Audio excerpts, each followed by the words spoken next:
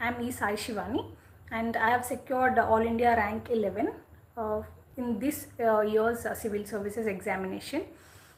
And I come from an engineering background, so I have completed my electronics and communications engineering. So I've graduated in 2022, and since then I started preparing for UPSC exam.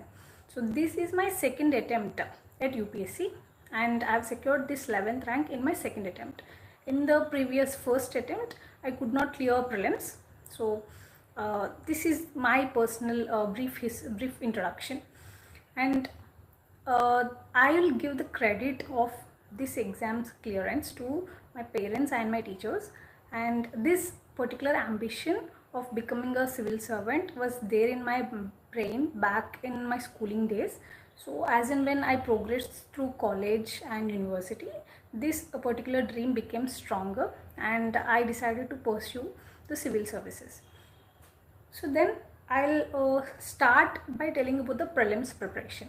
The book list and the resources I'll comment down in this video, and the UPSC Time channel, they'll pin it down so that you can refer through the book list. And as far as prelims preparation is concerned, I'll tell that there are 4 important subjects in general studies which I call the foundational subjects. So they are the polity, history, economy, and environment plus geography. So these 4 are the building blocks for the preparation. Once you are strong with these 4, the portion of your prelims paper, the GS paper especially, becomes very easy for you, because the static understanding of these subjects is very important. And when it comes to the CSAT paper, we know that there are 2 sections, the reading comprehension and the math part. I'll come to the process of preparation and solving those papers in a while. So first, let me discuss what is needed for prelims preparation. So first things first, certain subjects are very important, so much so that you have to revise them thoroughly. So for example, let's take polity as a subject. So many of us are coming from other different educational backgrounds, not just humanities. So we have very little understanding of these subjects initially.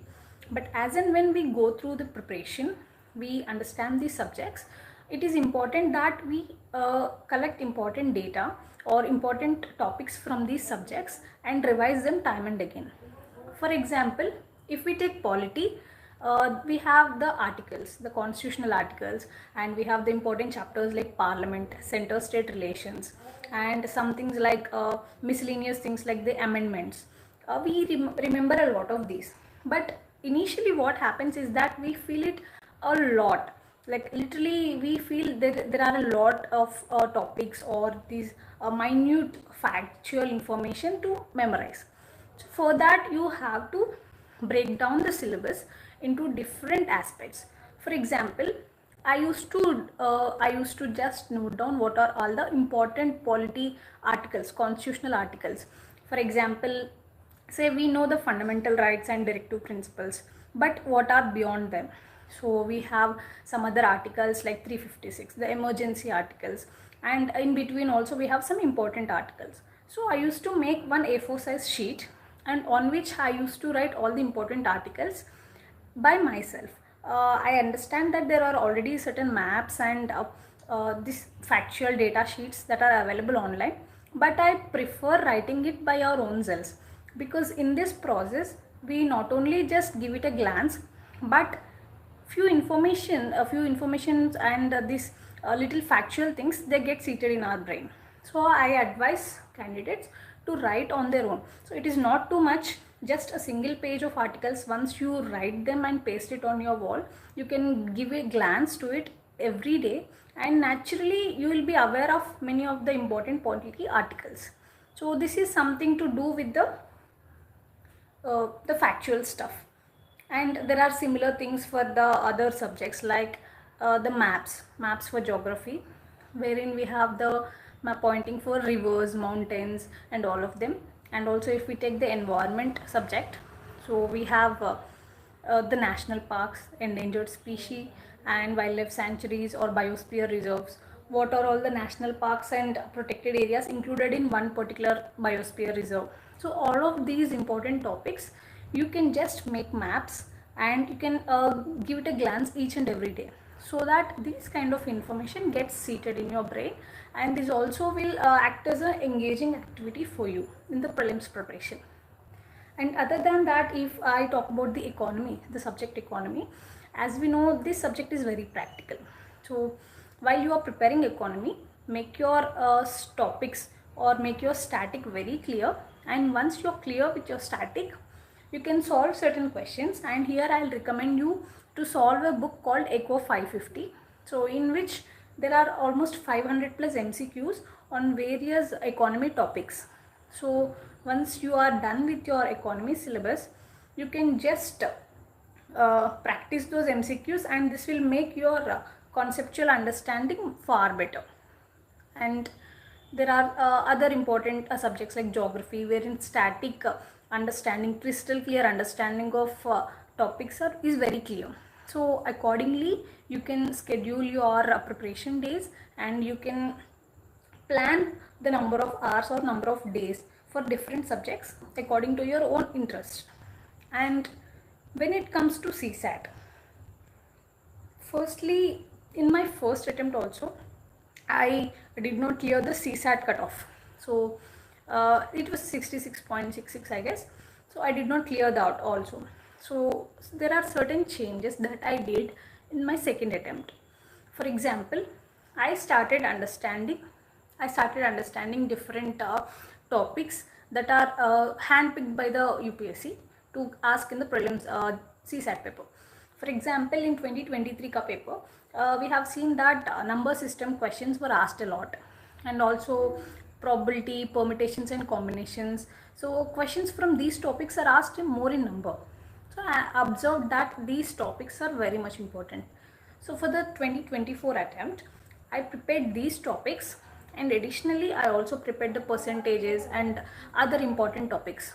So what is the material for preparation for CSAT?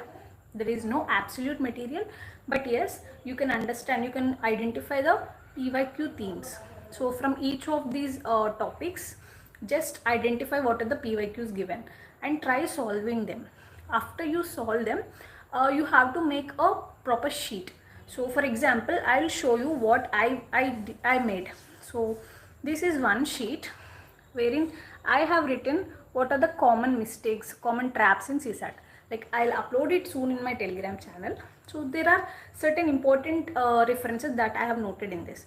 So for example, check all the numbers given in the question. So these are certain minute mistakes we do under the pressure of those 2 hours. So for example, blood relation questions. So we tend to forget the gender after identifying the answer. So that is something. And for statement type questions and something like the overlook type mistakes. So there are certain traps and mistakes that we do. And similar is the thing for reading comprehension. See, I have also made something similar to this for reading comprehension. So I have noted that when there are certain extremities given in the question, like very sweeping generalizations, so and certain words like must, inherently, only. So according to these words, I have to be very careful whether the question is going too extreme or whether the question is actually very simple.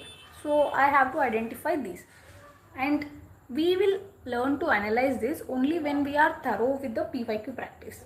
So for CSAT questions, I would probably recommend for you to go through the PYQs and then give certain mocks. But as far as reading comprehension is concerned, I think no mock test will come close in the standard of the UPSC reading comprehension. So carefully practice reading comprehensions. So for example, in my case, I practiced from 2011 to 2023. So all these years, previous year questions in the reading comprehension section, I covered them multiple times and practiced a lot. So that is what the approach should be. So reading comprehension will become your weapon when the math is going very tough in the paper.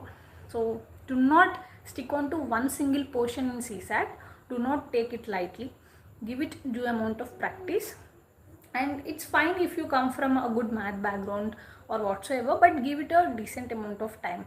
So practice PYQs and analyze different traps that are given in the questions, and according to that you can prepare.